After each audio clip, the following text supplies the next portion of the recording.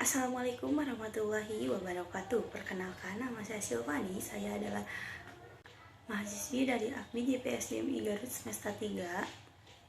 Di sini saya akan membuat salah satu video untuk menunjang salah satu tugas dari mata kuliah Hukum dan Etika Kesehatan dari saudara Bapak Sopi Martin. Baik, di sini saya akan menjelaskan tentang etika dan hukum dasar tentang aborsi. Nah, menurut Kamus Besar Bahasa Indonesia, aborsi adalah suatu pengguguran kandungan. Pada dasarnya, setiap orang dilarang untuk melakukan aborsi berdasarkan pasal dari 72 ayat 1 Undang-Undang Nomor 36 tahun 2009. Nah, tentang kesehatan, ini adalah tentang dari Undang-Undang Kesehatan. Adapun pengecualian melakukan aborsi ini hanya ada dua. Yang pertama adalah indikasi darurat. Indikasi darurat itu yang dideteksi sejak usia dini kehamilan, baik mengancam nyawa ibu dan atau janin yang menderita penyakit genetik berat atau juga cacat bawaan, itu diperbolehkan ya, maupun yang tidak dapat diperbaiki sehingga menyulitkan bayi tersebut hidup di luar kandungan. Jadi itu diperbolehkan. Yang kedua adalah kehamilan akibat perkosaan yang dapat menyebabkan trauma psikologis bagi korban pemerkosaan. Ini dilihat dari pasal 75 ayat 2 Undang-Undang Kesehatan. Namun tindakan aborsi yang diatur dalam pasal 75 ayat 2 Undang-Undang Kesehatan itu pun hanya dapat dilakukan secara melalui konseling atau ke penasehat pratindakan dan diakhiri dengan konseling pasca ditindakan yang dilakukan oleh konselor yang memponen dan berwenang. Ini dilihat dari pasal 75 ayat 3 Undang-Undang Kesehatan.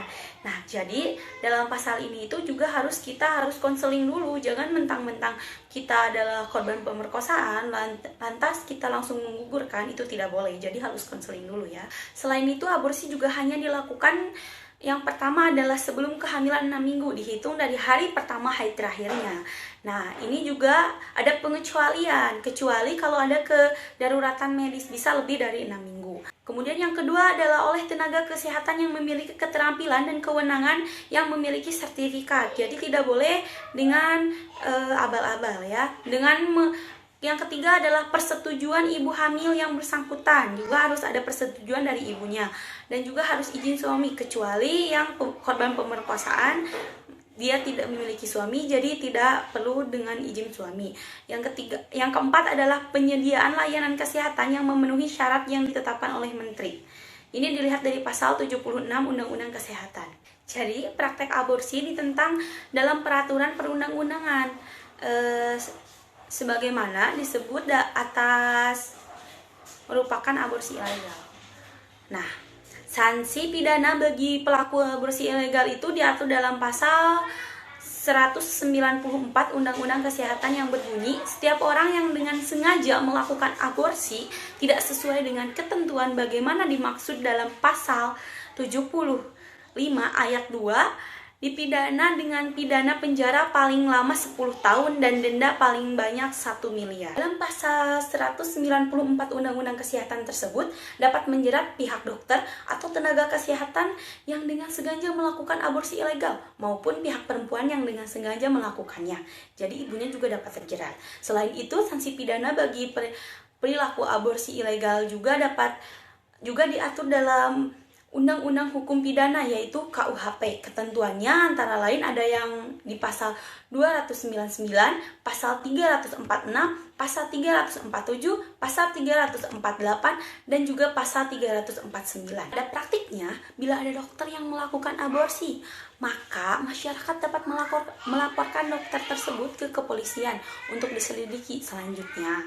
Bila memang ada bukti yang cukup, dokter tersebut dengan sengaja telah melakukan aborsi ilegal terhadap pasiennya, maka proses pidana akan dilanjutkan oleh penyelidikan dan jaksa sebelum melalui proses pengadilan. Jadi kita sebagai masyarakat wajib untuk melaporkan dokter ataupun bidan yang melakukan aborsi ilegal, karena ini sangat ditentang oleh agama maupun juga ada undang-undangnya ya teman-teman.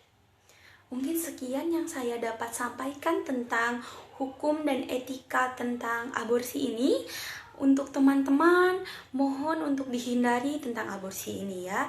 Mohon untuk hukum ini dapat kalian telaah atau kalian dengarkan. Mohon untuk kalian renungkan bahwa aborsi tersebut tidak baik untuk akhirat maupun juga untuk dunia. Baik, mungkin sekian yang saya dapat sampaikan. Mohon maaf bila ada kesalahan kata ataupun kesalahan tentang ucapan saya.